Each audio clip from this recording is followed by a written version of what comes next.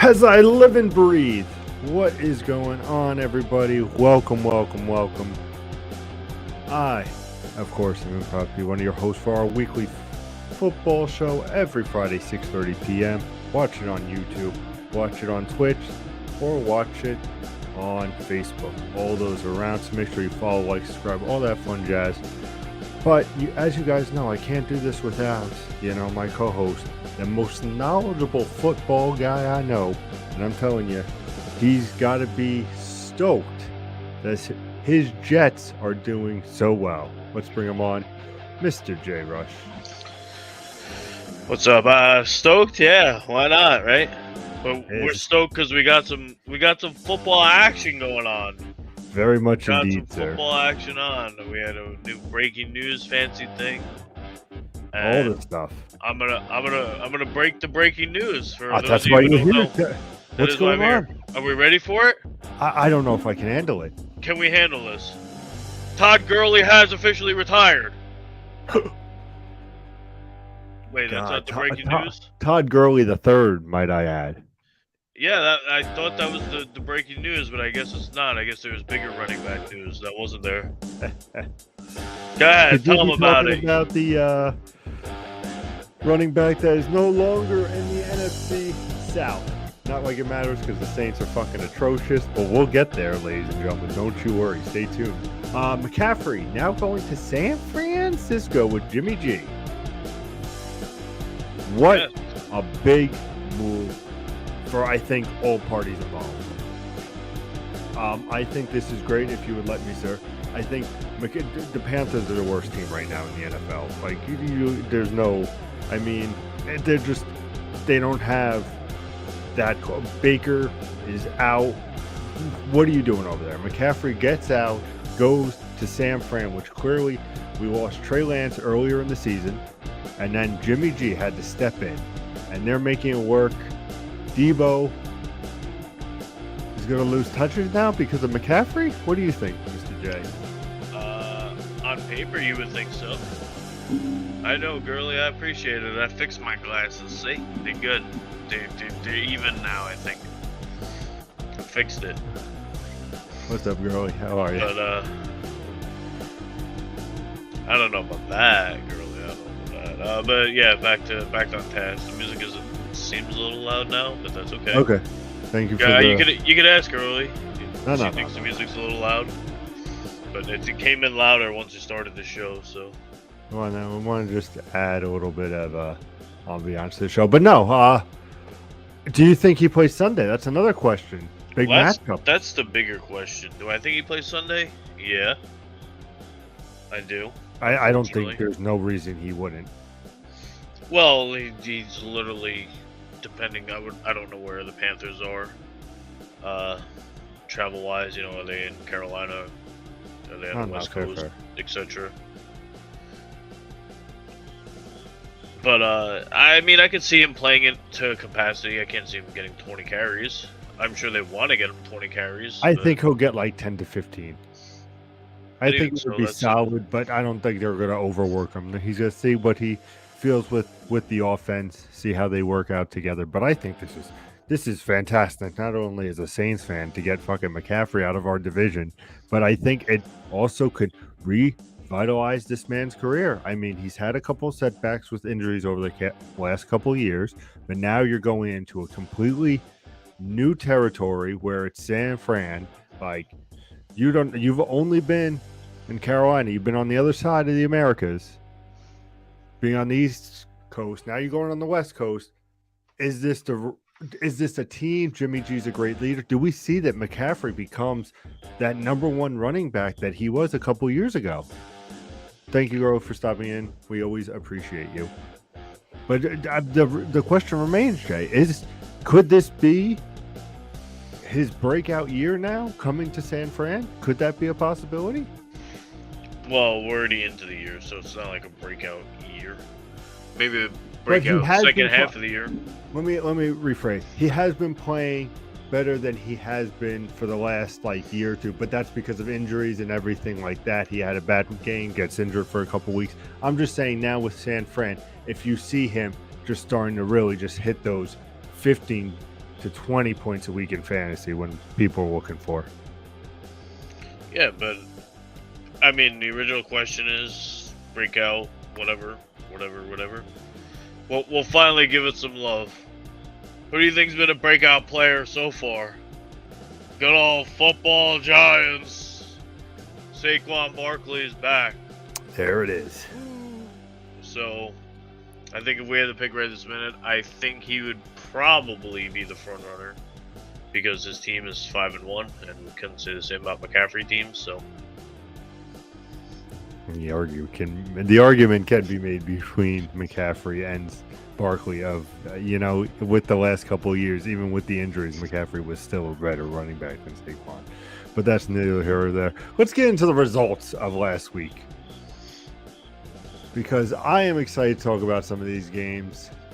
We could start with the, again, atrocious Thursday night game. I mean, it gave Broncos a run for its money. This was just horrendous to watch. And I don't know if we covered it last week, but I just wanted to mention how just horrendous this game was. We did, but we'll cover it again by telling you how horrendous it was and not going over it. We'll save you that. Indeed. Giants beating the Ravens 24-20. So let's start with the big. We went out for football. So we got to see, essentially we saw this full game. We saw the Jets full game. And what was the other game? It was obviously something we weren't paying too much attention to, but... What, on the far right TV? Yeah, what was that? Was the Patriots game. Oh, yeah, no, the Browns game, because the one guy was Browns Patriots. Patriots. Yeah, because he was a Browns fan. Okay, so we got good action on 3 early games. So we got to see this game. Giants did it again. How? You would ask. And we're starting to see it. Their defense is coming around. I know 24-20 is not like, wow, they shut them down. But they can get after the quarterback. They make timely interceptions. And all of a sudden, these football giants are starting to become a giant. Maybe. We're now a third of the way through the season. You got those undefeated Eagles, though, Joe. Are they really the best team? We got the football giants playing really, really good football compared to what they've played in the years past. So this is becoming the new, hopefully for them, hopefully their fans, the new improved Giants. I wanted to see it. Oh, hey, they won week 1. They're 1-0. Oh, hey, they beat this team. This is the best team they've beaten so far. So we got to give them that props because I said that last week. The only good team that they had played was the Cowboys and they lost. So now they played a legitimate team, even though I don't know, to be honest, I don't know what in the world is going on sometimes with Baltimore because they're so good and then they play so bad when it comes to late in the game. So it confuses the hell out of me. But there we go. Giants won a game. I'm just pulling up stats to see if there's anything like outrageous we need to mention. Kenyon Drake had a big game. Ravens fans, maybe some fantasy owners hope, because J.K. Dobbins, there's some more running back news, is out 4 to 6 weeks again. So maybe Kenyon Drake can take the ball and run with it, to use a common expression that running back should do. Because he wasn't very good in the beginning of the year when he was supposed to be the lead back, but he was good in this game. Barkley got his touches, didn't have a huge amount of yards, but had a touchdown, 22 for 83 and a touchdown. Daniel Jones did his normal, threw for a whopping 173 yards, which I keep getting told is amazing. What do I know? Giants wide receivers did nothing as usual. Daniel Bellinger was their leading receiver with 38 yards. He did have a touchdown. He's becoming, possibly, and I've seen it this week with ads, a tight end worth playing. Ooh. You can probably sneak about 10 points out of him of late. Obviously, we like to see it keep going. Like I said, on the Ravens side, Drake did his thing. Lamar did his thing. Lamar did fumble low, which hurts. Mark Andrews did his thing, and we saw a lot of that because I made sure to mention that every time he caught a pass since I have him in Dynasty League. But we're not seeing anything into their wide receivers either. Devin Duvernay had 1 catch. Not good. The leading actual wide receiver was Demarcus Robinson with 3 catches for 27 yards. So you take away Mark Andrews from this offense, and it looks real bad. And I guess the only other shocking news was Justin Tucker missed a field goal. And apologized about it on Twitter. Listen, Tucker's the best kicker, I think, of all time. I mean, the man is just precision. Yeah, it's hard to debate against that. But He's Greg's good not fight. here. I don't want to talk about the Giants no more. I hear enough of this nonsense. What nonsense is the Colts coming back, 34-27. So, excuse me. So these are 2 of the most erratic teams, I'm gonna call them, in football. Because the Jaguars will pull off a huge win, and you're like, okay, this is the Jaguars' new thing, and the Colts will go get shut out, and then they'll go beat KC. So then you're like, okay, well maybe they're good, and then they go lose to another bad team. So I don't know what to think with either one of these teams. But they're in the same division. They played each other. They didn't tie. So advantage right this second goes to the Colts. Granted, they also have a tie, so the Rex realistically towards the end of the season, that's going to play major dividends. But for right this minute, this is a division game that the Colts eked out and won. Do I want to see Matt Ryan throwing 58 passes in a game? Absolutely not. But Matt Ryan threw for 389 yards, 3 touchdowns, and 0 interceptions. So I will take that. They did not have any form of running game. Jonathan Taylor didn't play again. And he was kind of a late scratch. I would hope so, because everybody thought he was playing last week, and then all of a sudden it was Friday night or last week, but Saturday, and then all of a sudden it was like, oh, he's not playing.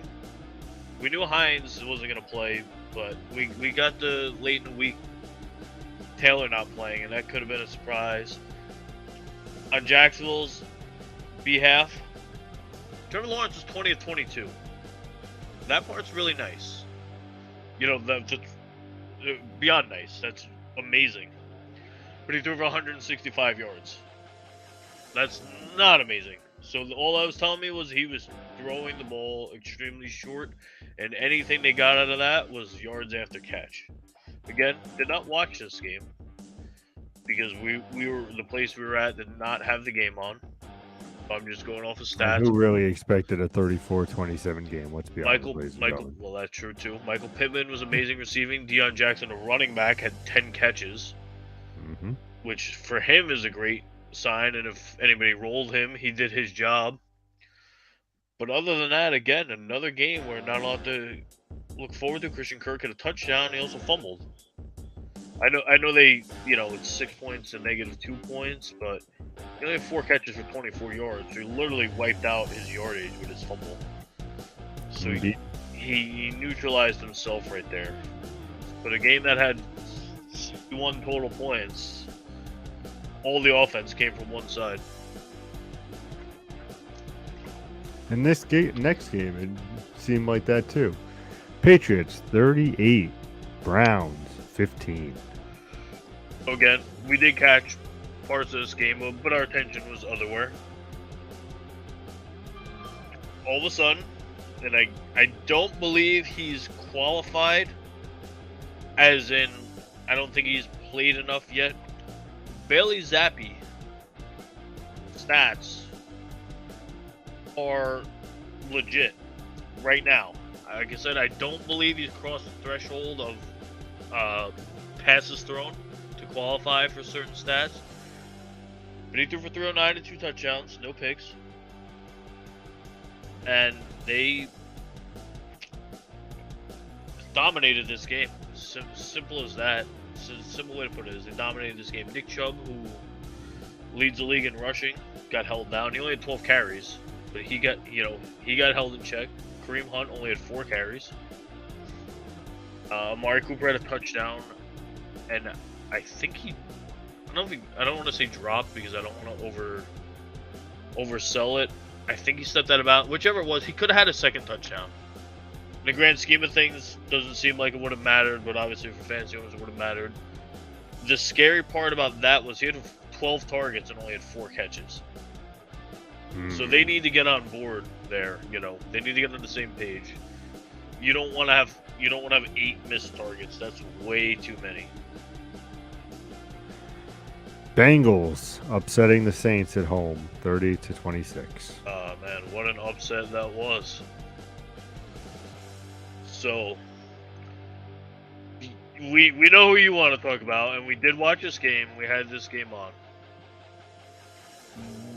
The thing that I will bring up, and it's literally what essentially cost them the game, and you can argue against it because you're a Saints fan. You can tell me I'm wrong. What happened late in that game that literally cost the Saints the game? Do you remember?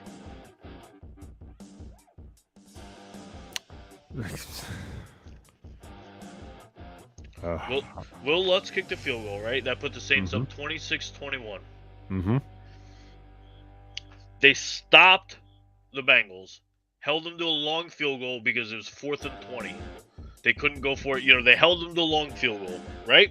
So it's 26-24, Saints. With 3 and change left in that game, the Saints all of a sudden, couldn't run out the game. Bengals get the ball back. First play of that possession, what do? Joe Burrow, Jamar Chase, 60 yards, touchdown, essentially game over. Another big play on the Saints defense. I know they can say, we didn't have Lattimore, this, and that. You got to stop someone, somewhere, late in the game. Whether it's a playoff game and Diggs catches a big ball and you guys tackle each other, whatever it is. Always something late in the game that's a huge play that ends up burying the Saints team. Did I have high expectations for them? No. But could they have made the playoffs? There was I would say a slightly above average chance that they could have made the playoffs because coming into the year, we know they had playmakers. Kamara, we know Michael Thomas never plays. He gets a boo-boo and he's out for a month minimum. But to start the year, they had those guys, so it looked good. Andy Dalton didn't do anything wrong in this game. He didn't do anything great in this game. He didn't do anything wrong. He didn't turn the ball over. Taysom Hill actually threw 4 passes, which is good to see. They ran the ball fairly effectively. Obviously, when you have one guy who runs a 44-yard touchdown and averages 44 yards a carry, it looks great. But you sit here, Kamara had 19 carries, he was 5.2. Ingram had 9 carries, he was 5.1. Shaheed had 1 carry for 44, so that's an outlier. And then Taysom Hill had 5 carries, and he was just under 8. So they ran the ball extremely effectively. Late in the game, when you're nursing a 2-point lead and everybody on your team is averaging 5.1 yards per carry or higher, you need to put that game away. And the Bengals D did their thing. The Saints offense wilted. And then obviously the Saints defense wilted because it took them 1 play to go down the field and end up scoring the game-winning touchdown.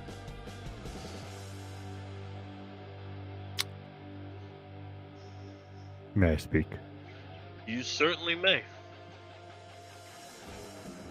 Actually, hold on. I'm going to give you something. I'm going to cut you off real quick just because. So, before that play, Burrow to Chase touchdown, there was 2 minutes and 16 seconds left in the game. The Saints had a 62% chance of winning. So, even with them only needing a field goal, the Saints were still favored to win the game. That's just my thing. Now go ahead. Okay. I'm ready. Wow me. I'm not gonna wow you. I'm not gonna make excuses. I'm just gonna say the following. We know that Lattimore was out and that he's a big component to our defense. There's no denying that. I would say our top, and for players of all offense, defense, special teams of all, he's a top 5 for me for the Saints. He's needed. Him being out is a blow. That being said, our secondary might not be the best, especially when you go against a top 3 wide receiver. And Burrow to Chase is a top 3 wide receiver. I bring up another example. Sure, It's but it's a painful one to talk about, but we're going to bring it up. Hold on. So we're both on the same. Lattimore didn't play. Okay, I get that. So your corner is a little weak, but you have the Honey Badger, who's a Pro Bowl defensive player, and you have Marcus May, who's also a Pro Bowl caliber safety. Why are you not double covering, triple covering, whatever you need to do, anybody down the field? I don't care if your best player's not playing. Everybody else, Cam Jordan played.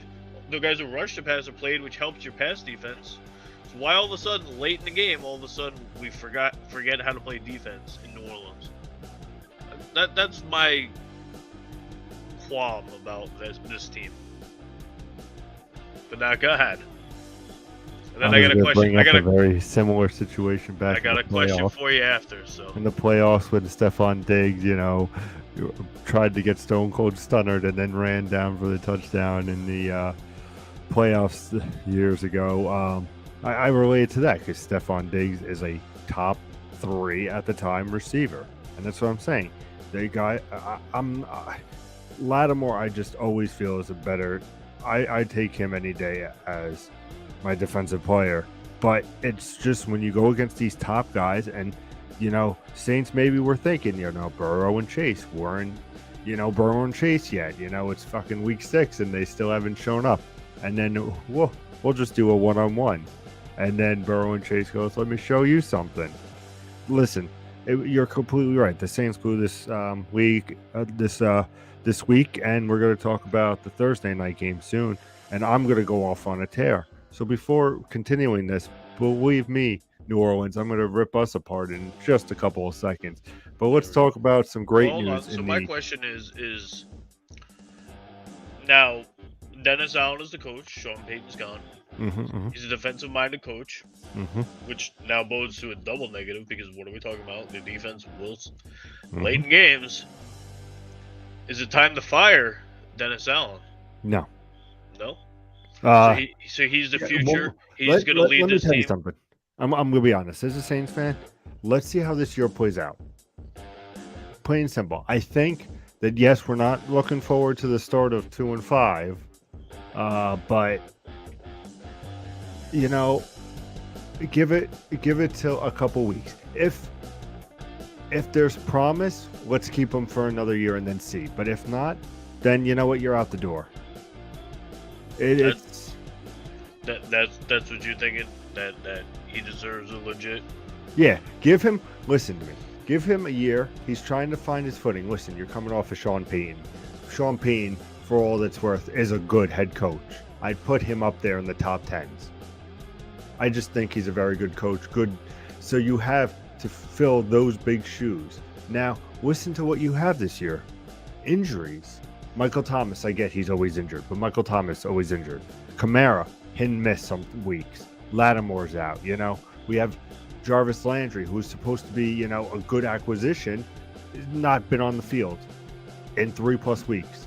I will give you that, but Kamara was banged up in the past. No, and I don't even mean just last year. So I agree. He's been more reliable this season.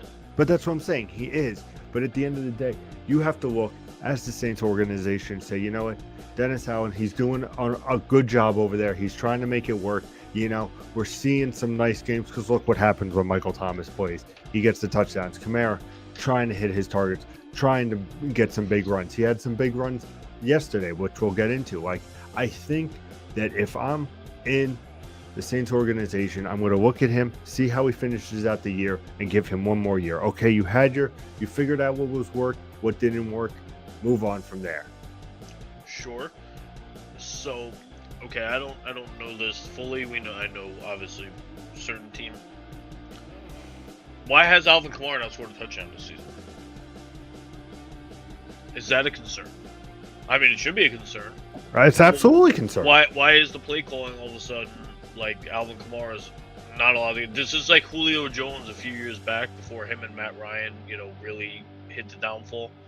A few years back, Julio Jones was like 3rd or 4th in the league in receiving and had like 2 red zone touchdowns. They would not throw. The only touchdowns he scored was big plays. Why you not use your best player in the red zone? I get it. Taysom Hill gets it done in the red zone. But you're telling me that on certain times, certain plays of the game, Alvin Kamara, who, like I said, averaged 5.2 yards per carry, can't get it done? Is that what the Saints coaching staff is telling me? I don't know. Obviously, we're not in the locker rooms, Joe. Would be nice if we were, but we're not in the locker rooms. How do we know it's not them going, we're not going to, those big plays that you need to get touchdowns. If you're not feeling 100%, let us know, because we don't want to risk you getting injured again. I'm not saying it's all roses and petals over there, but could be a thing where it's like, as crazy it sounds, you sell tickets, we need you to stay healthy for the kids, blah, blah, blah. Keep to your thing. Keep running in the fucking same, right up the middle. Never fucking go outside. Just run up the fucking middle, Kamara, because that's all you do. Let's just keep being that dead horse. Well, but at what point, when you're now a 2-5 team, do you just say, fuck it, we need to win some games?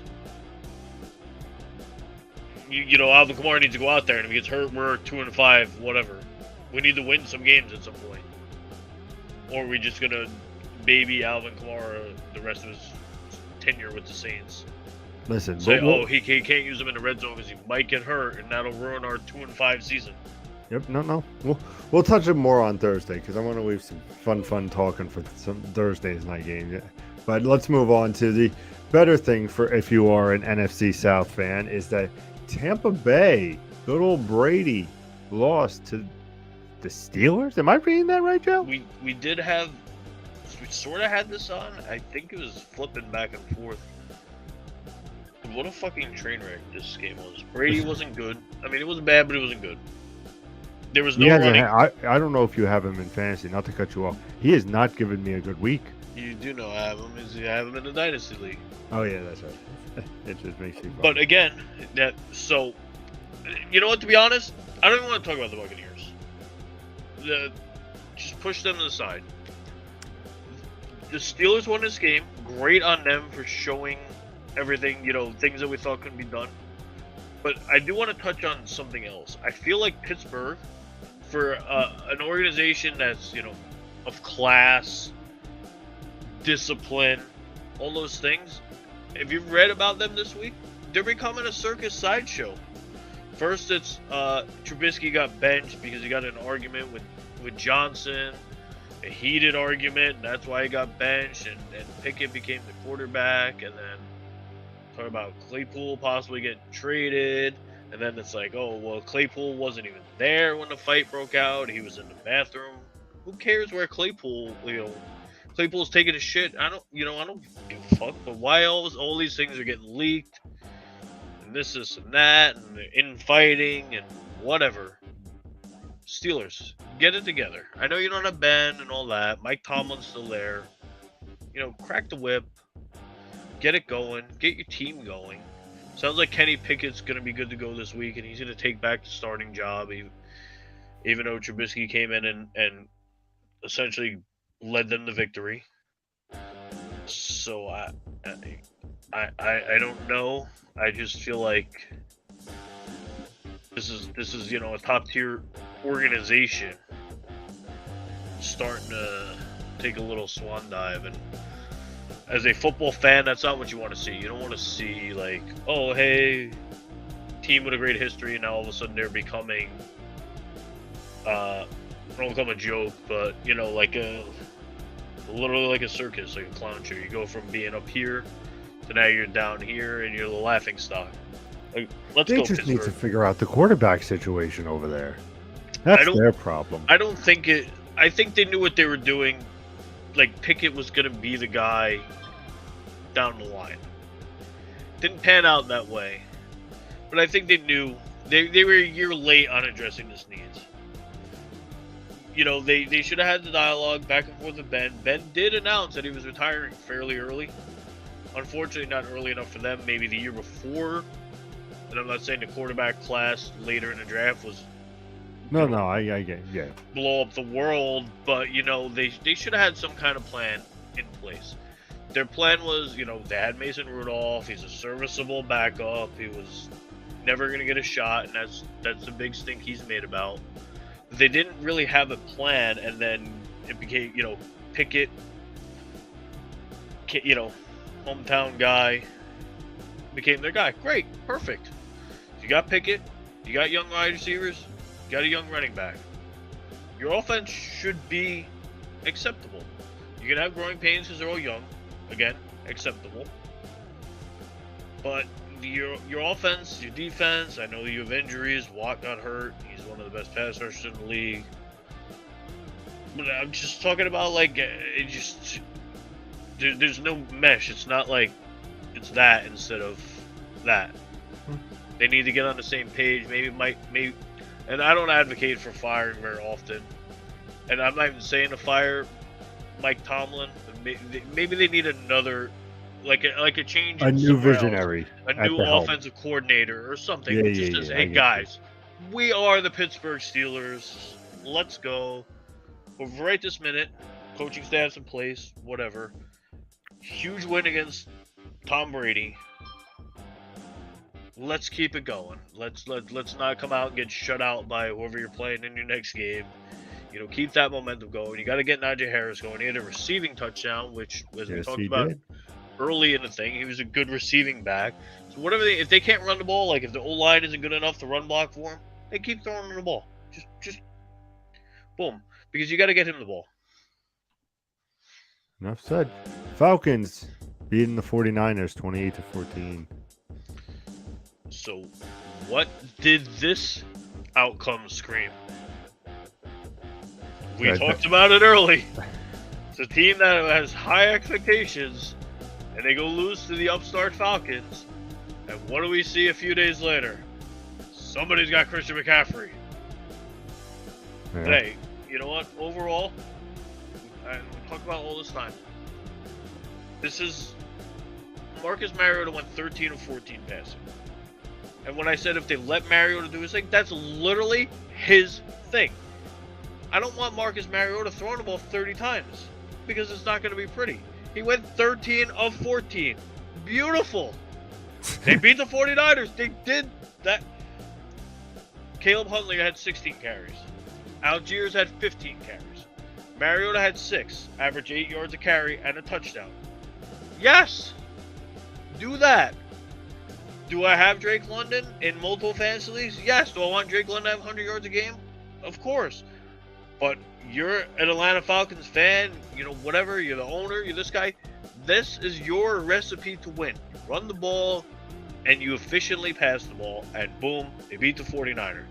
Jimmy Garoppolo, uncharacteristically, I'm going to say, had 2 interceptions. Wilson fumbled, which got returned for a touchdown, which obviously led to his demise because now McCaffrey's there. Jeff Wilson owners like me just got buried by that. Deebo Samuel was not much better, but better in this game. George Kittle was much better in this game. Brandon Ayuk's been the most consistent, I want to say. So that all stayed the same. It's just the Falcons did what they needed to do, which is control the game, and they beat a good team. You know who also, used to, one would say they were a good team back in the day, but Jets upsetting the Packers at home. So, Joe, are the Jets Super Bowl contenders? Well, we know that's not a fact. We do know that this defense is really, really, really coming around. As opposed to years in the past, they couldn't rush a passer, which led to them not being able to stop the pass and this and that. What did the Jets do in this game? They held them down. A.J. Dillon, 10 carries, 41 yards. Aaron Jones, 9 carries, 19 yards. So it stops the run. Aaron Rodgers, 26 of 41. So not typical Rodgers. 1 touchdown, no interceptions. Fine. Rodgers. What? Nothing. It just proves you're a good quarterback. Make everybody around you good. Well, we talked about it early with Amari Cooper. He had 4 catches on 12 targets. We turn around to this game. Alan Lazard, who is Rodgers' favorite target, and between him and Tunyon, he had 4 catches on 9 targets. Is that some of the defense? Yes. Is that some of the Packers, not being on the right page? Yes. And as we saw, we lost to the Jets. But the Jets defense got after Rodgers. They stopped the run. And they pretty much shut down everybody but Tunyon. Tunyon had 10 catches for 90 yards, which is great if you're a Tanyan owner. Mm-hmm. Then we flip it around. Zach Wilson only threw 18 passes. Kind of like Atlanta, etc. What did the Jets do? Brees Hall had 20 carries for 116 yards. Yes, he They're did. starting to ride him with a touchdown. Brees Hall added another 2 catches. You know, but they're feeding him the ball. Michael Carter had 6 for 41, which wasn't bad at all. You know, but he needs to be that other guy. Brees Hall needs to be that workhorse, and they're starting to really go to that, and it's paying off. So with that being said, that they're getting away from the chuck and duck Jets offense, which has been for years, where they just chuck it and hope it doesn't get intercepted. Elijah Moore has to be traded because he's not getting used. I understand the frustration and all of that. Now, all of a sudden, the Jets are winning, and you won out.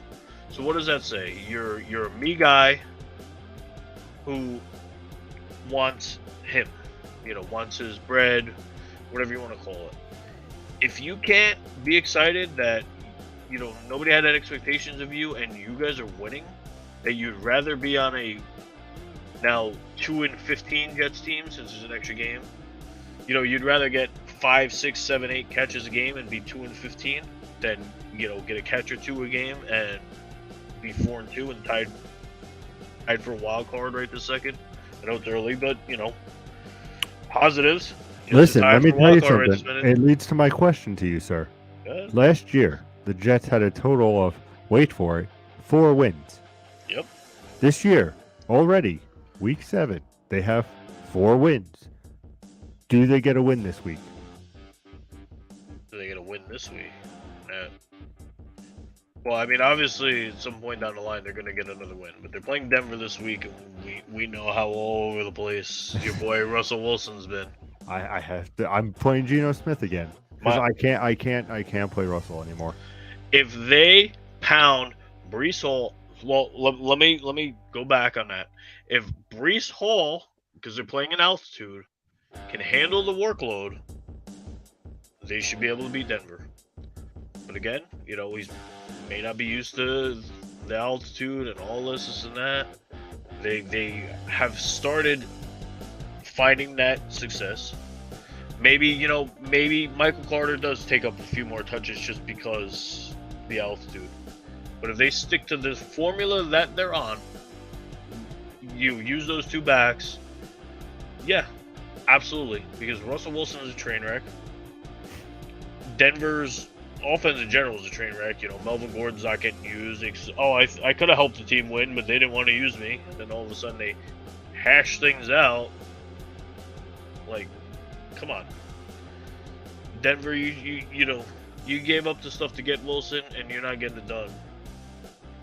So yeah, I think that might be your next coach fired, but there's a lot of rumblings going around. They're just waiting to implode. They've already like they're cratering in. They're just waiting for that just to rip open and everything, you know, become a black hole. It's getting there, and you know, they have granted the Raiders are underachieving, but still that division's really good. And it's not pretty for them. So yes, if the Jets keep to their game plan, they win. You know who also is dominating in their division is the Vikings. 24-16 against the Dolphins. The Vikings are clearly the winners of the division. Am I not? So we pretty much got over every week. I said I thought the Vikings were the best team in the division. They got blown out of the water by the undefeated Eagles. I believe in week 2, I think it was. That's the only loss they have. They've done what they need to do. I have no problems with them, and obviously we just talked about the Packers lost. They were supposed to be one of the better teams in that division, so that's a big swing. They won a game and they lost a game. That's a bigger swing. So now you're sitting here at 5-1 Minnesota. For Cousins, didn't have an amazing game, but Dalvin Cook did his thing. Justin Jefferson, could probably say it every single week, did his thing, and that's their recipe for success. If Cook stays healthy, you know, he only had 13 carries, but it was 77 yards, so it's just under 6 yards a carry and a touchdown. Mm-hmm. You get that production out of Cook. You get that production out of Jefferson. It's hard for the other NFC North teams to compete with that. Miami is a normal Miami. Starting quarterback gets hurt. Shocker. Backup quarterback comes in. Teddy Bridgewater, for a guy coming off a concussion, I know he threw 2 interceptions, but he threw for over 300 yards considering he didn't start the game and threw 2 touchdowns. I will give him his props. A guy who's coming back from, literally getting hurt right away in the Jets game. Came back, did his thing. The receivers got their target, Hill had 177, Waddle had 129. That literally is what Miami is. Yeah, exactly. I was gonna say, what else are you looking at? They're flip flopping around with running backs. Chase Edmonds obviously didn't pan out the way they thought. Mostert's been their now workhorse, but he averaged 3.5 yards per carry. So their bread and butter is their receivers. 12 catches for Hill, 6 for Waddle, 6 for Gesicki. That's what it is. Unfortunately, even though teams do like to throw the ball, the teams that are too one-dimensional don't win. Can you get away with it for a little bit? Sure. But Miami's becoming too one-dimensional to get things done. Rams 24, Panthers 10. Panthers just trading everybody. We knew that. DJ Moore will probably be next to go. They got a couple pieces on defense. We look into this game, right? 24-10. The only points the Panthers scored were on defense. They had a pick 6. Even with Christian McCaffrey, they cannot generate any kind of offense. PJ Walker was 10 of 16 for 60 yards, and Jacob Eason ended up coming in, and he was 3 of 5 for 59 yards. Nothing pretty about it. McCaffrey had 13 carries, average over 5 yards a carry. So even though they expected the run, he was still able to run efficiently. But when you don't have the ball, you can't move the ball because your quarterbacks can't do anything. This is what you get. McCaffrey had 7 of their 13 catches for 89 yards. More than half. So he was legitimately their entire offense for this game. The positives for the Rams were Allen Robinson had 5 catches. I believe this was, if not his best game, his second best game. No, definitely his best game. With the Rams, he had a touchdown. So in that sense, it was probably his best game. But they were a little less one-dimensional. Cooper Kupp didn't have to have 15 catches. He only had 7. So an unlikely Cooper Kupp game on 8 targets where I believe he averages like 12 point something targets per game. Probably averages 12 catches per game as well. But realistically, when in trouble, it's throw it towards Cooper Kupp and hope for the best. This game, they spread it out a lot more. 7 for Kupp, 5 for Robinson, 5 for Skronik, 4 for Powell. They need to see that. The only scary part was Tyler Higbee only had 1 catch for 7 yards, and he's been their second best playmaker. So if they can incorporate Higbee into that, where now you got 7, 5, 5, 5, 4, that part of the offense looks better. They still, and I believe we probably say it every week, they need to get the run game going. Mm-hmm. Whether it's Darrell Henderson, he had a touchdown, had 12 carries, which seems to be about the norm. We're talking about McCaffrey had 13, he had 12, this guy had 13, whatever. He needs to get it going because from all aspects, it seems like Cam Akers is getting traded, or either way, he's not going to be back with the team. So it's your job to lose. Yes, they were heavily invested into McCaffrey. Obviously, they didn't pony up what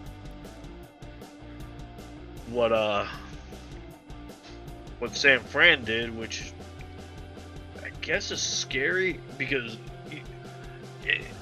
it's hard to say, because when you think of trades, you're expecting like, wow, they traded McCaffrey, they should get 3 1s, 2 2s, a 5, whatever.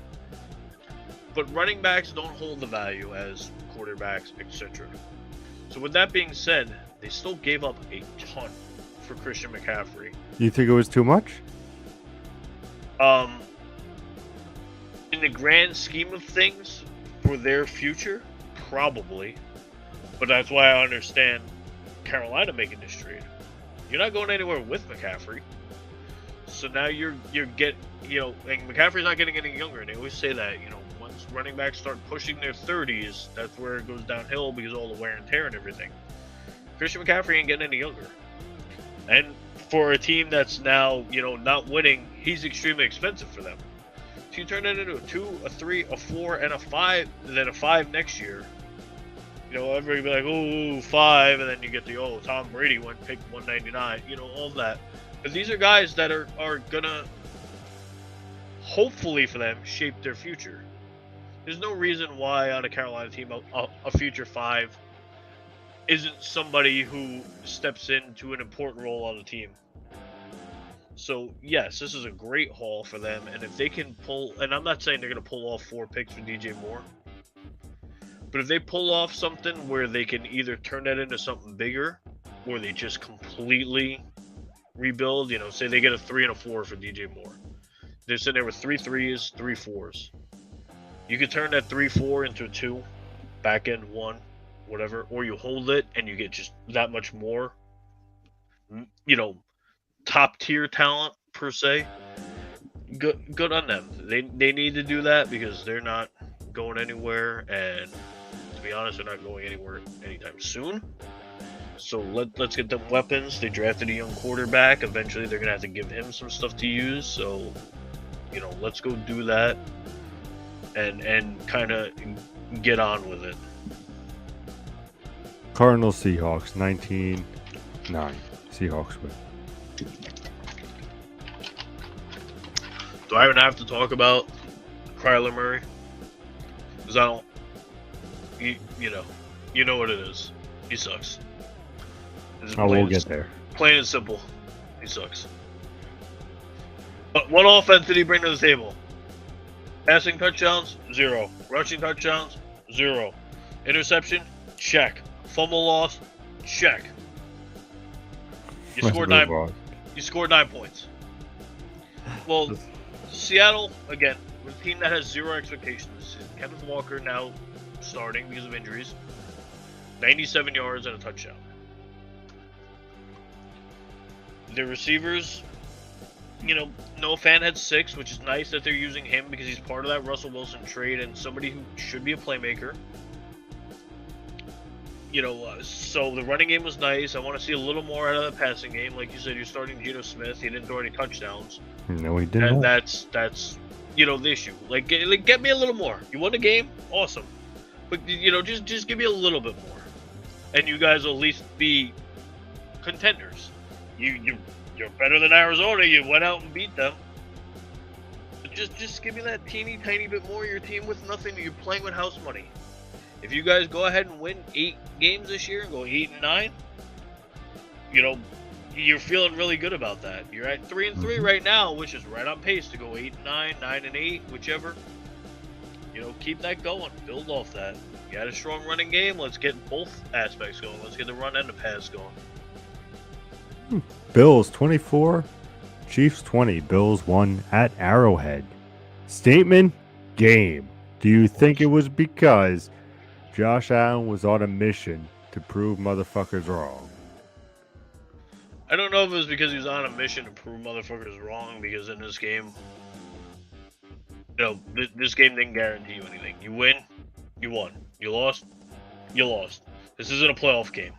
Was it a statement that, hey, we can go out there and beat them? Sure. But, you're a top-tier quarterback. Mahomes is a top-tier quarterback. This is kind of what we expected. He had 329 and 3 touchdowns. Mahomes had 338 and 2 touchdowns, but 2 picks. And that's the bigger end. Mahomes turned it over twice. Allen turned it over once because Allen fumbled. Again, game. So Buffalo wins. They did their thing. Singletary, much better this week. We talked about them needing to get the running game going. He did. And he needs to be their lead back. And if he doesn't, then James Cook needs to, I know he fumbled early in the season, blah, blah, blah. You took him because you see the dynamic. So if Singletary's not getting it done, you need to jump over Moss and say, all right, Cook, give me what you got. Chiefs side, here's a shocker. Clyde Edwards-Helaire did nothing. Nothing. He had 3.7 yards per carry. My concern again is that they don't use Pacheco. He had 2 carries. He's been the more effective runner when he's gotten the ball than Edwards-Helaire. Edwards-Helaire had 1 good rushing week, and they just continue to just ride that. Diggs, 10 catches. Juju went over 100 yards, which is great to see for them. Kelsey did what Kelsey does, 108 yards. Dawson Knox caught the game-winning touchdown, which was nice to see. Gabe Davis caught a touchdown, nice to see. Mecole Hardman caught a touchdown. So overall, they kept fantasy owners happy, unless you're a Clyde Edwards-Helaire owner, which that's your fault. Indeed it is. But they moved it around. Guys got their points. Mecole Hardman owners got double-digit fantasy points. Juju owners got close to 20 fantasy points. Travis Kelce owners got 15 fantasy points. Stephon Diggs owners got 25 plus fantasy points. Gabe Davis owners got 15 fantasy points. Dawson Knox owners got double digits. Yes. Did we want it to be 41-38? Sure. But for a game that ended 24-20, the main guys did their thing. Got their points. Bucker coming back off injury scored 8 points as a kicker. Bass scored 6. But it's better than scoring 1 or 2 points. But like I said, the guys scored their points. Props to them. And props to Allen proving that he can win there. So we do know 2 big things are, if it came down to a certain tiebreaker, Buffalo has beaten Kansas City. That is fair. Eagles beaten, staying undefeated, 26-17 against the Cowboys. So, I'm not taking anything away from the Eagles. I love their defense. Straight up love it. This is now I don't want to oversell and say the 3rd straight week, but it's 100% the 2nd straight week where Cooper Rush was not the guy. Even though he's undefeated. He went 18 of 38 for 181, 1 touchdown, 3 interceptions, 37.3 quarterback rating. Not good at all. So, like I said, he played bad the week before. They won. This is a huge game because if the Cowboys win this game, the Cowboys are 5-1, the Eagles are 5-1, Giants are 5-1, and the Cowboys would have beaten the Eagles and the Giants, which would have been huge. Instead, the Eagles stay undefeated, Giants are 5-1, Cowboys are 4-2. The overall stats of the game: Ezekiel Elliott, 13 for 81, a touchdown, 6.2, beautiful. Miles Sanders averaged under 4 yards a rush, not great, but he got 71 yards, he got a touchdown. A.J. Brown, 67 yards, a touchdown. Smith, 44 yards and a touchdown. I guess the underwhelming part for the Eagles was Goddard only had 2 catches. Flip it to the other side. Lamb had 5 catches. Their backup tight end had 4. Their backup to the backup tight end had 2. Michael Gallup had 2.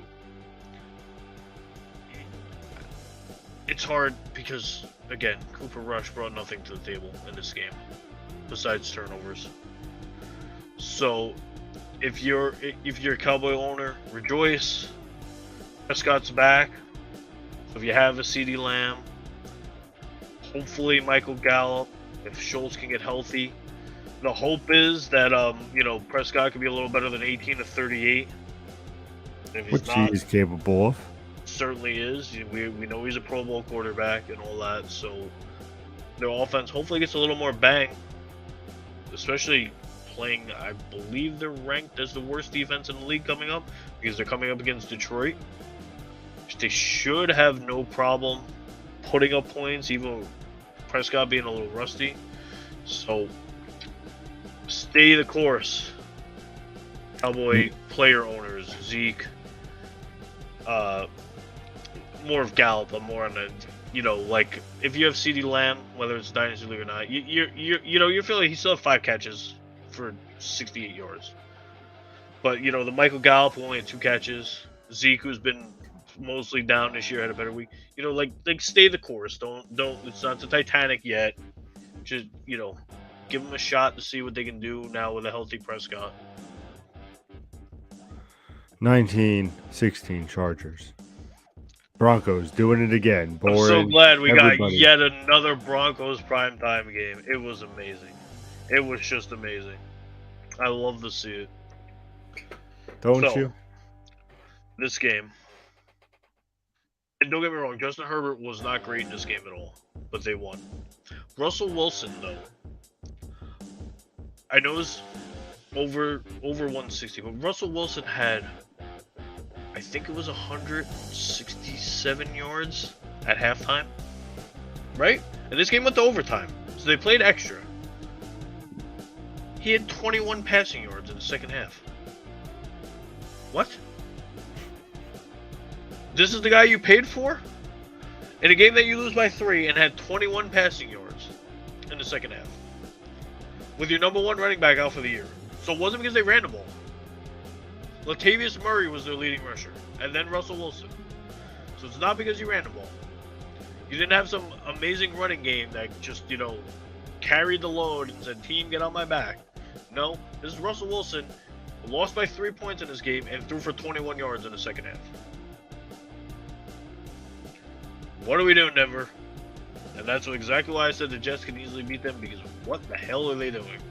And I love Courtland Sutton, and that's why I took him pretty high in that one league.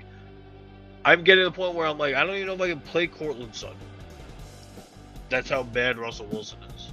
And that's why I benched him. There's not a lot to roll with in that league. What the hell is Russell Wilson doing? Like, Let's maybe get they out should, of. yeah. What's up? Like I said, Herbert wasn't good, Eckler wasn't good, but they found a way to win the game. But Broncos bringing every team down with them, making them look like shit. That might be the thing. They talk about it in sports, and I've felt this to an extreme, coming from a bowling background, where in high school we were bowling a weaker opponent, and I kind of bowled down to my competition. I'm starting to feel like that maybe Denver, especially at Denver home games, which this wasn't, kind of just like sucks the life out of everyone, not just themselves. Like, they kill the crowd. Yeah, I'm saying. They kill the other team. Exactly. I thought that's where you're going, and I'm starting to feel like, yeah, maybe this is a legitimate thing where people are now playing down to them because they're just looking at this team and they're like, what the fuck are they doing? Let's see, let's go downhill with them. Let's move on from week 6 and make some predictions for week 7. My prediction is we're going to start with Thursday night game. Last night, the Saints getting upsetted by the Cardinals. Kyler Murray sucks. He gave me 17 fantasy points. Get your shit together, buddy. Get off of Call of Duty. But the real reason I'm here, ladies and gentlemen, is to plead with you, to plead with the Saints organization, to do what has needed to be done since fucking week 2, week 3, I don't care.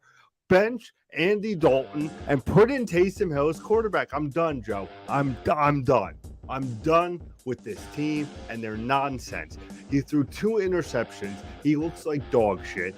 Listen, it works on some teams, but you lost to Arizona. You lost to the crybaby Kyler Murray. What are you doing? When don't let me just say that who got a touchdown? Who got a touchdown? But Taysom Hill. But I want to also give a shout out to Hopkins coming back after a 6-game suspension. Well, he was no touchdowns, but getting the yardage. He was their he had 10 catches. The next leading receiver is Eno Benjamin, the running back, with 4. It was funny. I don't know what Kyler Murray is doing. I get it, Hollywood Brown's hurt. Okay, whatever. You still have Rondell Moore. Dortch was good to start the year, and you had chemistry with him, and now you stopped throwing it to him. He had 1 target, 1 catch, and a touchdown. So you trusted him enough. You trade for Robbie Anderson, okay? So you feel like you need more firepower with Hollywood Brown went down. You trade for Robbie Anderson. He plays in the game, right? He had 1 target. So it's no different than him being on Carolina. There's no difference. He just went to one team that can't throw the ball to another team who can't do anything. Yeah, but I think with the presence of Hopkins there, you saw it if you were watching on Amazon. Kyler Murray was getting very bent out of shape, and you saw Hopkins just coming there and just being like, yo, chill out, bro. Like, we'll figure this out. We'll figure this out. But it's great. But we had this conversation again about the Rams. You start throwing the ball every single play to Cooper Kupp, it doesn't work. You know, it's great for fantasy purposes, but it's not a sustainable way of offense. Yeah, but there's so many playmakers on, and I get that Kyler Murray is now a mid-tier quarterback. The argument of him being a top tier is gone, but you still have Zach Ertz, who is by far a top tier tight end. But that's my point. You don't need to solely rely on Hopkins. So why is Kyler Murray so fucking bad? Like, wake the fuck up, spread the ball around. I know James Conner didn't play. Fine. You know, Benjamin did his thing. He had like 90-something yards rushing. For a guy who's not, you know, like, oh, he's a top-tier backup. No. But, hello, use Rondell Moore. Use Zach Ertz. Use Dortch to an extent. You know, throwing every single pass to Hopkins isn't going to be your way to win. And if you're hating on Andy Dalton, I know in the middle of the game, he completely imploded. I'm not going to... But do you not think it is time to at least start him? Taysom Hill, I mean. Did we not try this in the past? Saints fan, did we not try this in the past with Taysom Hill at quarterback? Sorry. That's the route I was going with. Did the Saints not try this in the past? But you're saying Andy Dalton's working? Because I don't feel it is. It's why he's not the Cincinnati quarterback anymore. I'm not saying Andy Dalton's working. But you think he's the better alternate? What I'm saying is he's definitely a better chance to win than Taysom Hill. Because if you look at the rest of his numbers, if you take away the middle of that game where he threw 2 pick sixes, he lit them up. He doesn't throw 2 pick sixes. If he just throws 1 pick six, the Saints still end up probably winning this game.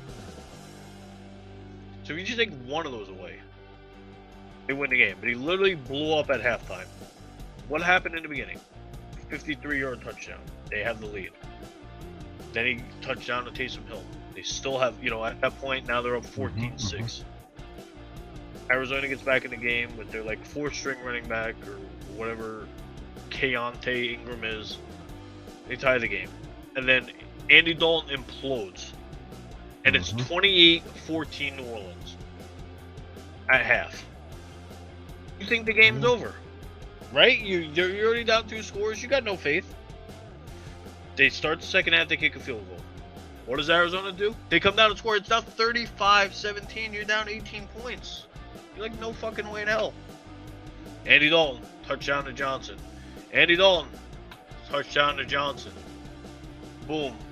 Right back in the, you know, you're in the game again. Yes, you're running out of time. Lutz kicks a field goal. You get it to 1 score. And at that point, you ran out of time. They were down because of Andy Dalton. They came back because of Andy Dalton. You know, if you get down, you're down 2 scores. I don't think Taysom Hill's that guy who's going to, you know, hey, team, you go hit me on a fly pattern and I'm just going to drop a dime to you. No, Taysom Hill's that guy who's going to take the snap. He's going to run it up the middle. Listen, then I'm going to urge everybody that I think that the number 1 pick next year for the Saints has to be for a quarterback. I'm done with this shit. We need the next quarterback to lead Bourbon Street to a victory over in New Orleans. Well, here's where, I mean, I 100% agree with you. But they need to keep going down this trend. If they're a 2-5 team right this minute, yes, you're putting yourself in place to get a young quarterback. What have we talked about in the group chat? There's young quarterbacks, but you need to have a high-end pick. You know, there's at least 2 of them. You know, college teams have a chance to, you know, for guys to come out and shine, but there's 2, minimum of 2 coming out this year that are potential franchise changers. So, you know, is it going to be hard to get that? Absolutely. But, you know, if they do end up pulling of this, where they end up having a shitty record? Absolutely. If not, they need to figure out what the next thing is, because isn't a let's start moving to pieces. Andy Dalton or Jameis Winston? We won't go off numbers, but the presumption is you'd probably rather have Winston, I'm guessing, right? Is this a good question, Andy Dalton or Jameis and Winston? Yeah. Who do you think gives them a better chance to win? I think Mark Ingram coming in as quarterback. No, I'd take Winston in that. Okay, so possibly on the same. I'm coin flip on them right this minute, because Winston's not what he was supposed to be as well. But just for shits and giggles, they're on the same page. Same footing. Okay. Neither one were really winning. you now get, say, a third round quarterback, and you will take away Andy Dalton, so we now get a third round quarterback. Is he any better than what Jameis Winston is? Is Winston a little better? Is Winston a little worse? I think Winston has the rapport with the Saints. That's the thing I think that suffers with Andy Dalton. I think Andy Dalton's a much more veteran quarterback, set in his ways, and he's coming into the Saints, which, like I said, New Orleans is something different. Kamara, Michael Thomas, Landry, all of them, it's a party city, but they get shit done. But it's also something to the effect where, you started the season working with Jameis. You're getting a good flow. Look at how him and Michael Thomas worked out in week 1. Not saying that now Michael Thomas, stepped on an attack and hit his toes out for 8 years, but I'm saying that they at least had rapport. I feel like Andy Dalton doesn't have that rapport. If you're telling me we're taking a third rounder, a kid coming out of college being like, hey, we want to be the guy, especially with fucking Allen's second year as head coach, now understanding, getting the kinks out from this year, because this year is thrown away, clearly. Let's mold this young kid to be our future for our franchise, because that's what we want. And in the time when Jameis comes back, yeah, we'll get a couple wins. Yeah, we'll ride Andy Dalton. But that's the foreseeable thing. If I'm in the fucking headquarters of the Saints, that's the next plan I have for this team, is drafting a quarterback and making him our future. But now let's just say the Saints end up trading up or whatever, or just completely flopping the season. They get a top 2 pick, right? Very, very likely. So continue. So okay, they draft one of the 2 big quarterbacks, right? Okay. Jameis Winston has a rapport with those guys. How can you play How can you play that guy? Winston's got a rapport with them. They don't. You learn from Winston. So now you're telling me they take CJ Stroud, who's tearing it up. You're gonna suffer another losing season with Winston at quarterback for Stroud to learn off of Jameis Winston? What is Winston over Andy Dalton? I'm not saying.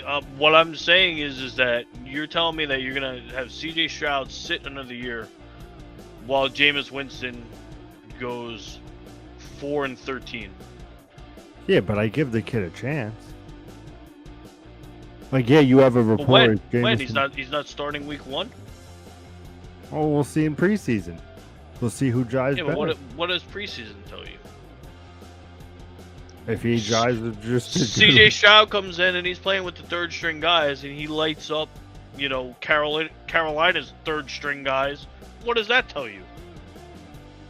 Absolutely nothing. Great, you'll let up the 3rd string guys on Carolina. Of course. I might be able to go out there and light up the 3rd string guys on Carolina. And I might be able to go out there and light up the 1st string guys in Carolina at this rate. And then he might be the next Josh Allen. But again, look at what happened there. Everybody knew Josh Allen had a big arm. Everything else was a question mark. He went behind Baker Mayfield. How's he doing? Absolutely. I will accept this. That is why I thumbs up it. Should the Saints go for Jimmy G? If they're going to keep this core together, yes. Because we know, again, he'll be available. And no matter what they do this year, whether they win or they lose, because of how they had to restructure his contract, he's going to make less money next year. One way or another. He could win out, unless he wins out the rest of the season, and they win out and blow everybody out of the water and win the Super Bowl. There's no way he's making more money next year than he did this year.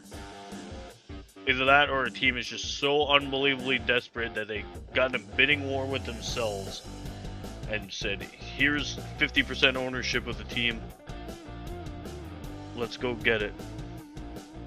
And I could talk about Saints all day, you know me, but let's move on because I think everybody doesn't want to know that the Saints are not going to win out this year because Andy Dalton's a piece of shit and we can't get our shit together because Michael Thomas is a diva. Browns versus the Ravens. Ravens are at home.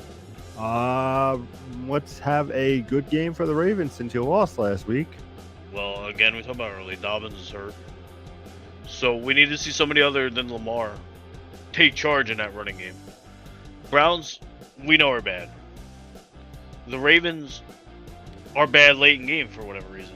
The Ravens need to play a complete game and have somebody play running back, essentially. That's fair. Do you see that the Ravens are going to, for some reason, lose this game? No, but we didn't see any reason why the Bucs were going to lose the Steelers last week either. And they said, well, fuck it. We'll prove you wrong. Indeed. I'll give it 2 touchdowns. The Ravens win by 2 touchdowns.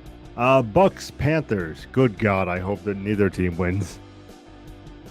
Well, now that McCaffrey's gone, we talked way too in detail about the 10 of 16 from P.J. Walker and 3 of 5 from Jacob Eason. So with that being said, again, this looks like a game there's no way in the hell the Buccaneers can lose. Does Brady put up like 40 here? God, he better. My concern would be, and it's been proved wrong every single time so far, is that he gets pulled too early in this game to put up 40, that they should be winning by that much. Will that actually happen? No, because for whatever reason, everybody likes to play down to their opponents this season. So all of a sudden, we're going to see Brady go 17 of 29 for 129 yards and 1 touchdown against this amazing Panthers team. And they win like 7-6. I'll do you one better. It's going to be 14-10 Bucks. There we go. Falcons versus the Bengals. Bengals are at home. All right, well, now you got both teams coming off wins. So they both have momentum. Again, talk about it every week. Let's see if the Falcons play to their strengths for a second straight week and upset the Bengals. It's in Cincy, so that's a little rough. Burrow to Chase looked a hell of a lot better last week. So we need to see that keep going. I just think that the Bengals offense, when push comes to shove, has too much firepower. We could have said that every single week, and they find a way to not use that firepower. I do think Joe Mixon's overrated. I've said that a gazillion times. But they have 3 legit wide receivers in Cincy. So if Joe Mixon's doing nothing, which is more than possible, they still have enough to get by Atlanta. I completely agree. I think the Bengals earlier in the season, mind you, only on week 7, but earlier in the season, they were not the Bengals team of the Super Bowl. But you know, they've really been coming around. 100% right. If this is like a week 4 game, I think I probably would have said, "Hey, the Falcons score the upset here."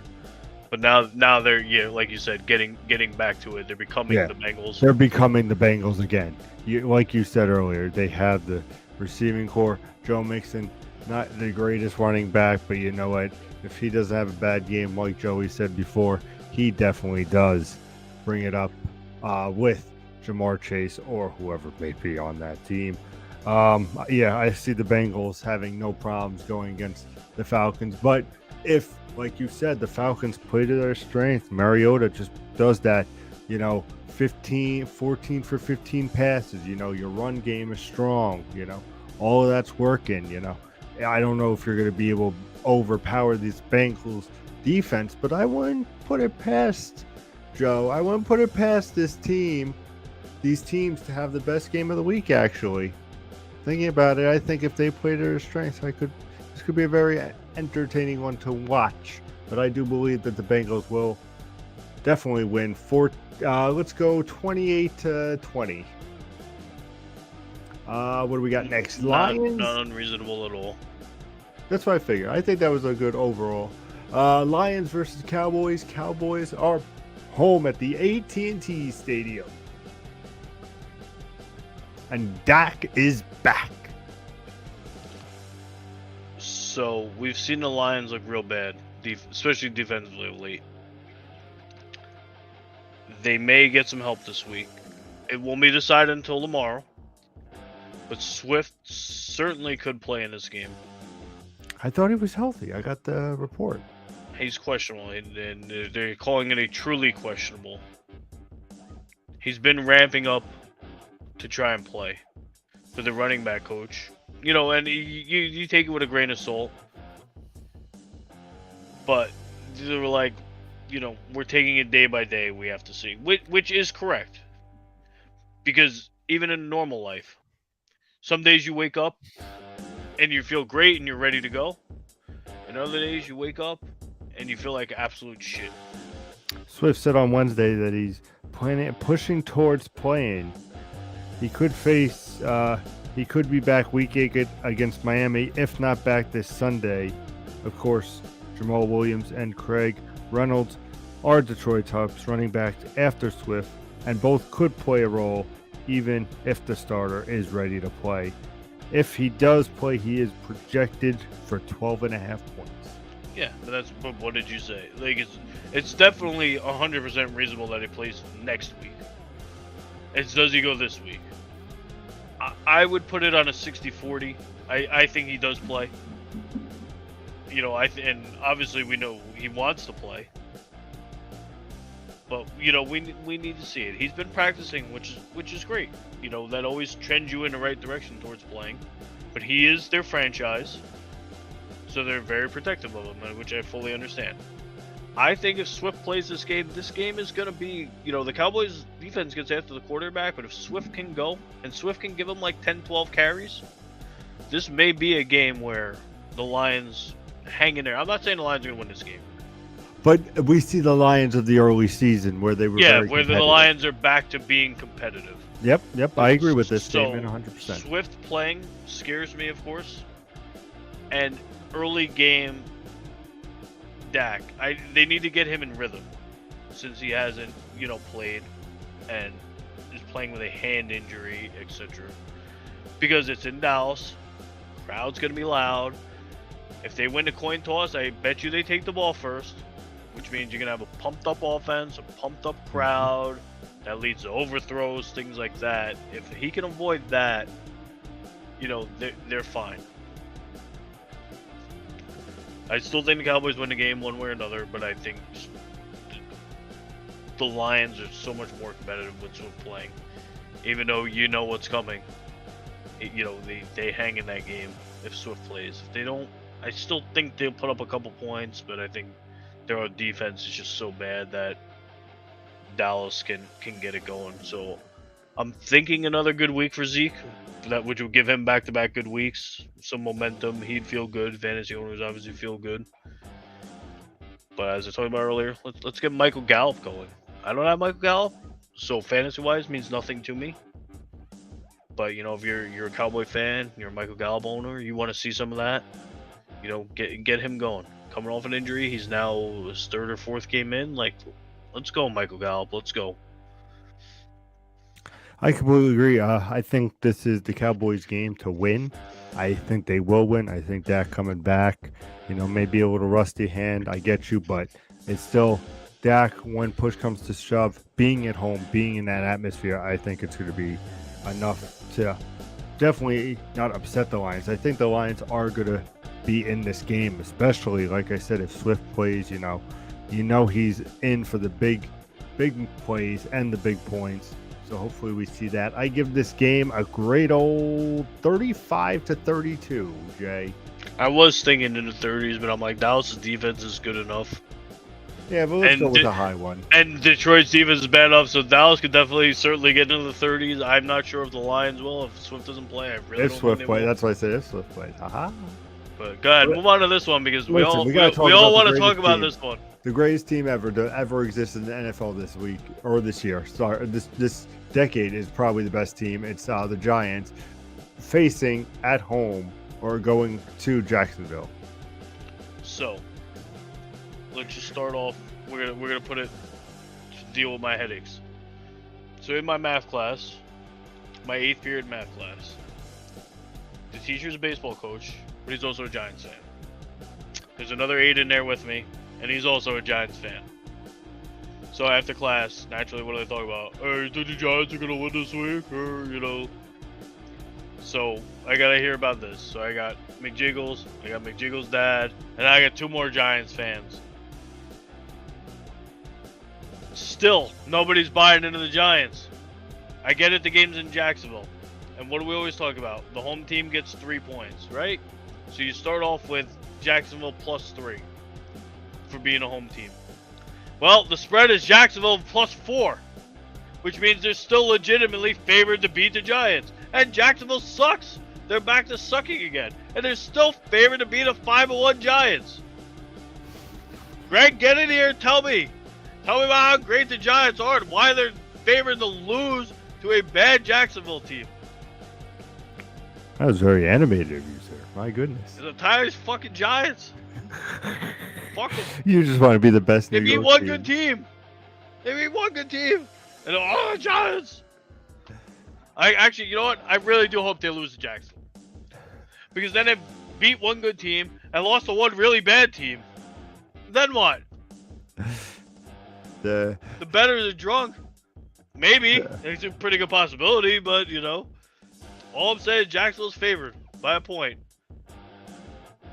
All I know is I love to watch the game of the week, Joe. Don't you? Yeah. But you know what's not going to be the game of the week? Is the Packers Commanders. Probably not, because Carson Wentz broke one of his fingers. I don't think it was his thumb. But he broke a finger. Heineke's back in. Oh, thank God. I don't know what to say about the Commanders because they have weapons, as we know. They don't use them. Let me go on a tangent about certainly don't use McLaurin. Yep, go right ahead. Fucking killing me in fantasy, ladies and gentlemen. This was a guy that I wasn't sure of. But, out of people's, wonderful talking of him, even my good old co-host, Mr. J. Rush over there, talking that McLaurin is such a great wide receiver. Well, let me ask you something. Let's have a conversation. And I'll let you do the research if you really want to. I have 4 money leagues, right? Let me know how many leagues I have Terry McLaurin in. I would say 0. 0 would be correct. Because I don't remember you drafting. But let me ask you, last year, were you not very high on McLaurin? I did, and Terry McLaurin had a great first half of the year. And then what happened? I get that. He went nowhere. So now you have the back half of last year. He wasn't getting it done. And now we're 7 games into the season, and he's at maybe 1 above average game out of 7? No, I agree. So, you know what? My problem with that offense is just that. It's the offense. I have Gibson. He does nothing. I have McLaurin. Well, he's already lost his job. I've done nothing. That's what I'm saying. Not because I knew Brian Robinson was going to take his job. Him getting shot just delayed that. But now, again, you're Gibson, and a guy who got shot, and again, no knock on him, but this guy literally just got shot and is already taking over your job. Says a lot about you. You had your chance to say, hey, I'm the number 1. Cool that you got him. He's going to be, my co-host. He's going to be riding along in the sidecar. He's going with me, but he's the sidecar. I'm the driver. And did he do that? Absolutely not. And now here we are. Like I said, I fully expected Robinson to take his job. That's why I drafted him. I think Robinson's a better running back. But overall, Gibson needed to get it done, and he did not. Terry McLaurin needed to get it done by having a quarterback. Yes, at times inconsistent quarterback, but a quarterback who could get the ball down the field to him and he didn't get it done. Do you think the Packers game then to win? The Packers are 10.5 point favorite in Washington. And like we just talked about, they get 3 points. So really the Packers are essentially a 2-touchdown favorite. Coming off a game where the Packers lost to the Jets. They shouldn't be a 14-point favorite against anybody. But if there was a game that they could be a 14-point favorite in, obviously it's this one. You got a backup quarterback and a running back not a running back, just a team that's going in reverse, in quicksand, whatever. They need to get something going. The Packers do play defense. It may not have looked like against the Jets, but overall, they do still play some defense. So I just don't, unless they get that little Heineke magic that they had from 2 years ago when they made the playoffs, there's no shot. But again, we said the same thing about the Steelers-Bucks and all that, and look what happened. Indeed. So, I think this game, I kid you not, is going to be 12-9. I don't think it'll be that atrocious. But I need Aaron Rodgers to do something. Indeed. You need to do something. I don't have you in fantasy, so I care less. You're the reigning MVP. You're playing a really bad team. I get it, Adams in there. But get some rapport with somebody. And just goes to show that he's fucking terrible. And he shouldn't be MVP. I get it. Randall Cobb got hurt. Whatever. You drafted. He might also be hurt now at this point, but you drafted young receivers. You still have Lazard. You still have Tanyan. Go put up 350 yards and 3 touchdowns. Act like you are the MVP. You're like 8 years younger than Tom Brady. And overall, realistically, Tom Brady is still better than you. He's out there to Walker, throwing for 300 yards. And here you are, you can't handle the Jets. Go do something. Get me something. Show you have something left in the tank. Oh, guys, keep preaching, Joey. This is great. Colts are in Tennessee. Big game here. It actually, sadly, is. That's what I'm saying. Talk to the people. Matt Ryan's coming off a huge game. Can he do it 2 games in a row? Or is he going to be out there in a walker? Possibly. Titans, every time I think they find their identity, they don't. I just want to take a quick peek at Derrick Henry. I'm all about his utilization. Get Derrick Henry the ball more. His last 3 games, 22-8, 22-2, 26-2, and then they had a bye week. So Derrick Henry's refreshed. He's been putting up numbers. They've won all 3 of those games. Keep doing that. Give Derrick Henry the ball. Ryan Tannehill is a game manager. Get the ball out of his hands. Get it to Derrick Henry. You win this game. It's at home. Let's go. Texans, Raiders are up next. Everybody would, I assume, be on the Raiders wagon with this game. They have the playmakers. Pierce is the only bright spot for the Texans. Give me the Raiders in that one. We talked about this game super early because Pete asked me if the Jets win. Jets Broncos. I think the Jets win. Which again, a 4-2 team versus a 2-4 team sounds about right. My only concern was that the altitude. Jets players not used to playing in altitude. But if I think if the running back can handle that workload, Jets win this game. Russell Wilson can't get anything done. We've beaten that dead horse for about 9 shows now. So give me Jets in that one. Put that on the board. So Mr. Negative. It's like 3 weeks in a row I picked the Jets to win. You ain't negative when you're talking about the Broncos. Devontae Adams is going to go fucking bananas against the Texans. That's my prediction. That's my only talk about that game. I think so. I mean, Jacobs had been good. So you could get a 100-yard game from Jacobs, 100-yard game from Adams. And nobody would be shocked. You might get 150 out of both of them. Indeed. Jets and Broncos. God, the Broncos are going to bring down the Jets like they bring down every fucking team they play this year. Russell Wilson, you got to stop fucking eating burrito fucking commercials and get your shit together. We ride in Bronco land. Show it. I mean, this Jets defense is coming up. It's got a great defense. I won't say you guys don't have a great defense, but you're Russell Wilson.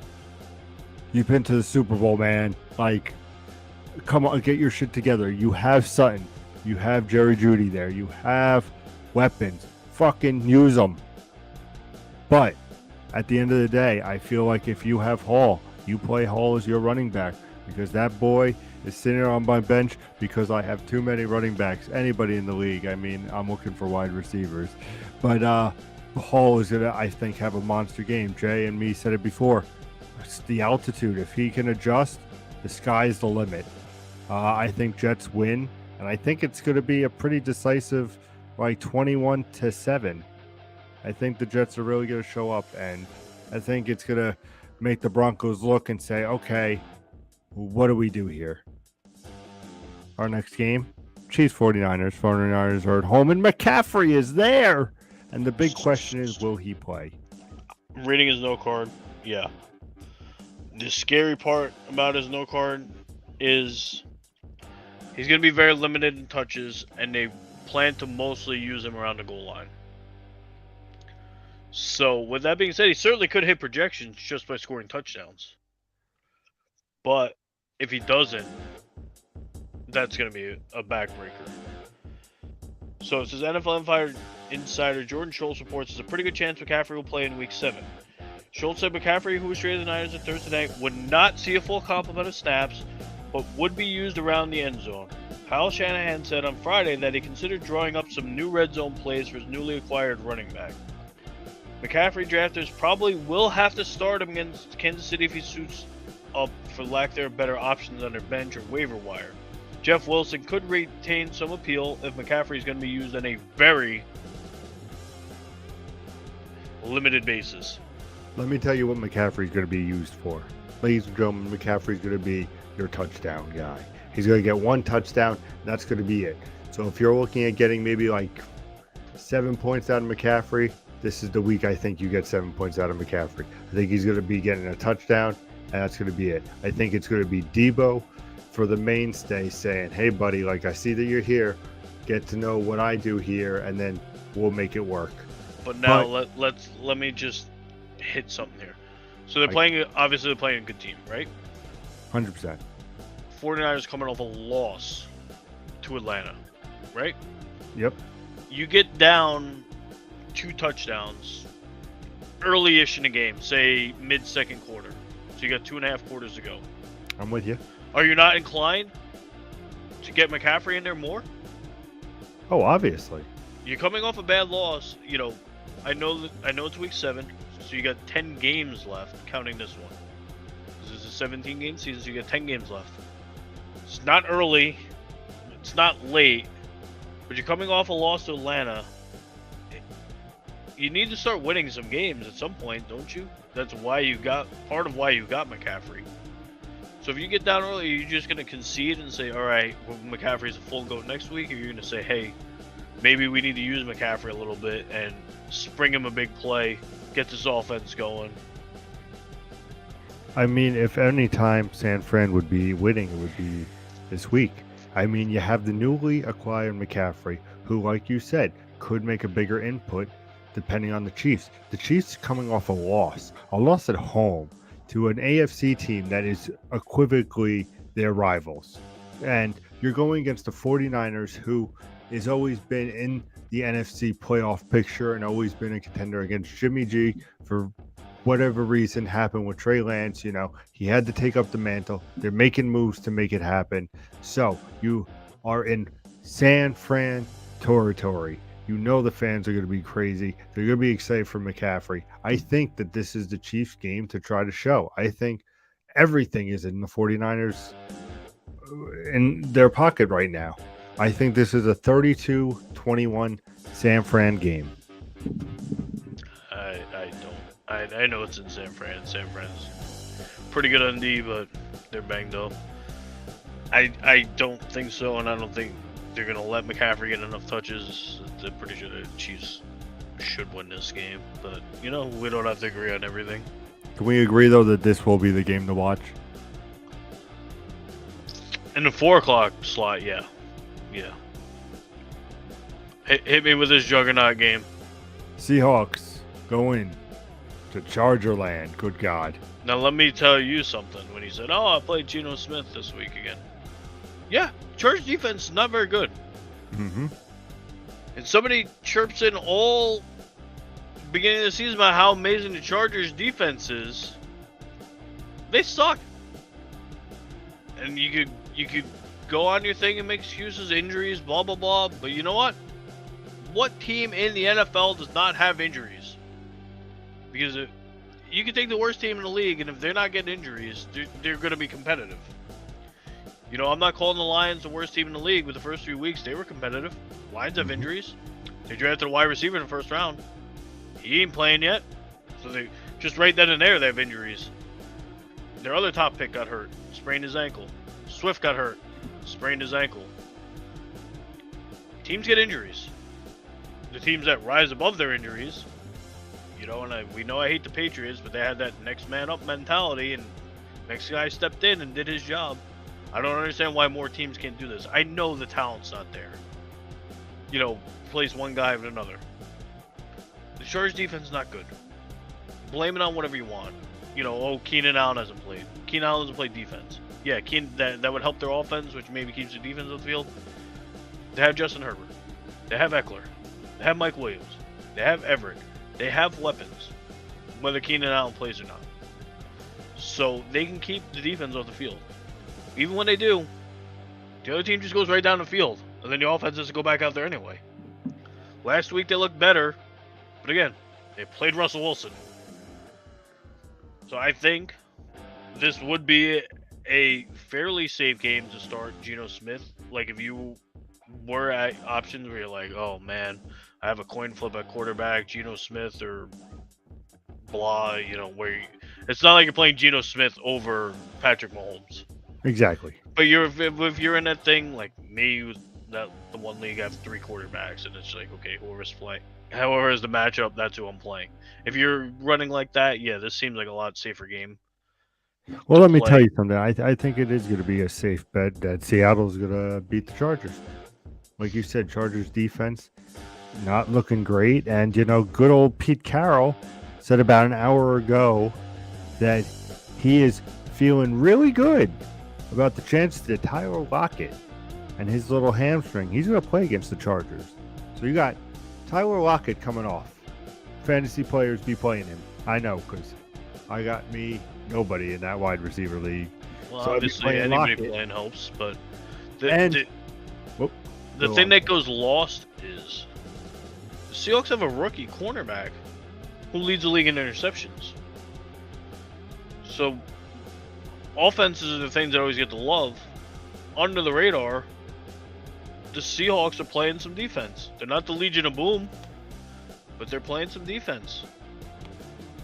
So, can they upset the Chargers? Because it's in San Diego, it would be not San Diego, but you know, in LA, would it be an upset? Absolutely, because it's a home game. But could it happen? Absolutely, I think so. Austin Eckler wasn't great last week. Like I said, Herbert wasn't very good last week. If they play to that again, yeah, 22-19. Reasonable. I can see that being the thing. I do still want to say different, just because this is more of a, I have guys, so I want the Chargers to win. So I'm gonna pick the Chargers, you know, type of deal. The question is, do you have any Hills or Waddles? Steelers are at Miami. And we know that answer. I have both between the 4 leagues. And is Tua coming back, Jay? Tua is coming back. Unless so something is this changed. Miami's coming out party again? I will want to say next week, assuming they can keep Tua healthy and, you know, not have him take another concussion and roll him back out there and pretend like, you know, he's got a toe injury and that's why he stumbled. But we've now seen it in a string of games. Tua gets hurt. Undiagnosed concussion. We know damn well it's a concussion, whether it got diagnosed or whatever. We know damn well it's a concussion. He came back into that game. So we got, boom. They play Thursday night, a few days later. Tua gets another concussion. Boom. The next week, First play of the game. Teddy Bridgewater. Concussion. So now we're on 3 weeks in a row. And your quarterbacks get hurt. So now Bridgewater's got a concussion. Skyler starts. Boom! He gets hurt. What are we doing in Miami? Maybe try to protect your quarterback. Please. Just protect him. And the same thing can be said for Pittsburgh. Trubisky had a concussion at one point. And then Pickett got a concussion. For a league that protects the quarterback, why are so many quarterbacks getting concussions? Protect them. I know different circumstances, but when push comes to shove, your quarterback's your highest paid player. Don't you want to protect them? Every other sport, you protect your highest paid player for the most part. I mean, hockey it's a little harder because there's only a certain amount of guys, I think. But, you know, go off of my baseball. Mike Trout got hit. A brawl started. He's their, I don't want to say he's the best player because Ohtani might have already passed him, but he's the highest paid player. They protect their guy. With LeBron in basketball. You know, basketball. Yeah, your guy takes an elbow to the face. Guess what? He's coming out. People are coming to get some. You're getting an elbow right back, whatever. There may be fists thrown. We've seen basketball games where fights broke out in the stands. Granted, that was a different era of basketball. But you protect your guy. Why all of a sudden in football, like 27 teams can't protect their quarterback, and you know we're going through musical quarterbacks because we can't keep our quarterback upright. And he should be the most important thing. I think, regardless, Dolphins win this. I think only because, and I don't know if Tua's rushing back, and I don't know if he'd ever admit it or anything, because again, a lot of people don't even think he should play the rest of this season. I don't know what we're gonna get from Tua. Am I gonna play Hill and Waddle? Of course, because there's a chance. There's a chance they mesh like they did in the beginning of the year and go nuts. But there's also a huge chance that he gets hurt again. He's rusty. He's not ready. So anything can happen. I think this might be the Thursday night football game of the week. Where every Thursday night game's been garbage. This Thursday night game, we finally get points. It's a primetime game. I think this could be the Thursday night game of the week. I agree with that. Actually, yeah, you're true. And Steelers, good God knows what the fuck they're doing. That's what I mean. I don't know, honestly, what we're getting from either team. We gotta watch that game. I'd be down for that. The final game, Monday night game. Bears, Patriots. They're in New England with the future new Tom Brady. Am I correct, Jay? Here's what now scares me, because we talked about this early. I don't think he's qualified, but Zappy's doing his thing, and now there's talks that Mac Jones is close. I haven't looked because, you know, it's not a huge concern of mine, but at some point within the next week, 2 weeks, whatever it is, Mac Jones comes back and retakes the starting job. This team is meshing with an unknown playing quarterback, and he's playing very well. And what was the talk from Aguilar and other receivers? Was the offense was a mess. They weren't meshing. They had no idea what they were doing with Mac Jones at quarterback, and then Mac Jones gets hurt. And this guy's making it work. And this guy's winning them games. They beat Cleveland pretty decisively. You know, they shut out Detroit. The old adage is you don't lose your job to injury. But this guy's winning. Isn't that the goal, is to win? And with Belichick, why would you not want to keep that record? I mean, that's what I would think. You know, for somebody who's such a genius, you know, Drew Bledsoe lost his job to Tom Brady due to injury. You know, and stuff like that. Ride the hot hand. Let this kid pull a Cooper Rush and go 18-38, and then say, okay, team's caught up to him. He's over his head. Whatever. You know, make the excuse to get Mac Jones back in. But give the kid a chance. But I think until he literally loses you a game, why is he not your guy? The goal is to win, and he's winning. And not... I think he maybe has one interception, and I think it was his first start. He's not. Yeah, and he's been good since. Your team's been good. Damian Harris is back, which I know you have Stevenson. That's good for you. But the running game's been much better with him at quarterback. Probably because he's able to pass the ball, which opens up the running game. Why mess with that? I don't want them to win. Obviously, I'm a Jets fan. I want to see the Patriots lose every week. But from a logical standpoint, as football fan, observer, whatever, Herm Edwards, former Jet coach, said it best: you play to win the game. So why not play to win the game? Well said. I mean, with that being said, I do think the Patriots win this game, obviously, because Justin Fields and that Bears offense is atrocious. Not great, but Miserable. they've shown moments. Like Mooney finally did something. Montgomery is capable of doing things, but their offense holds both of them back. Justin Fields, to an extent, holds them back because he's not a great passer. But you need to figure out what you're doing, and I've said that since our first show.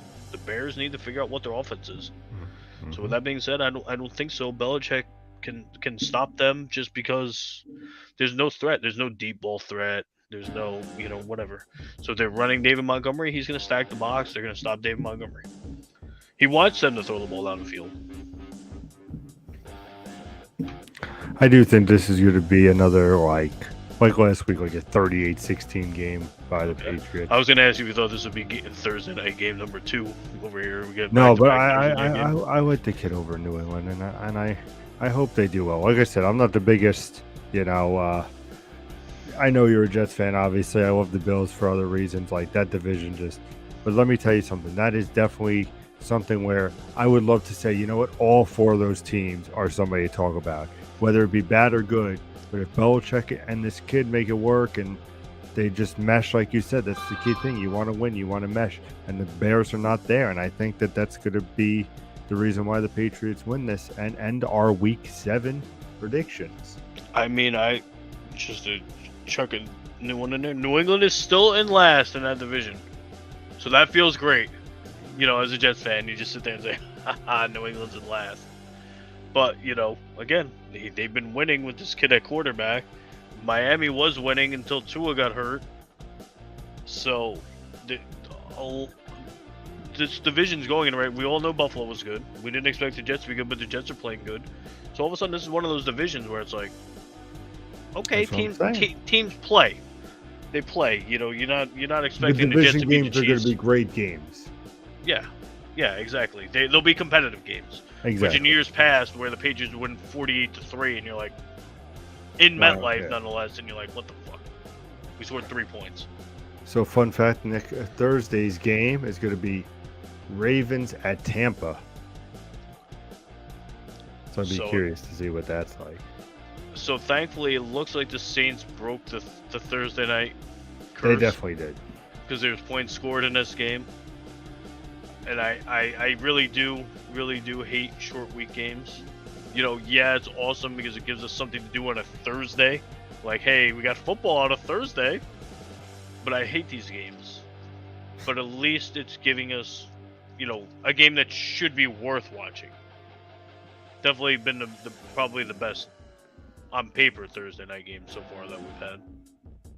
Indeed it is. And of course you can check that out in our predictions, our results of all the shows every Friday at 6:30 p.m. Eastern Standard Time on Facebook, YouTube, and Twitch. Bring all your questions, bring all your fantasy trades, all your thoughts. We will answer them live for you and have a great time doing it. Mr. J, always a blast co-hosting with you, sir.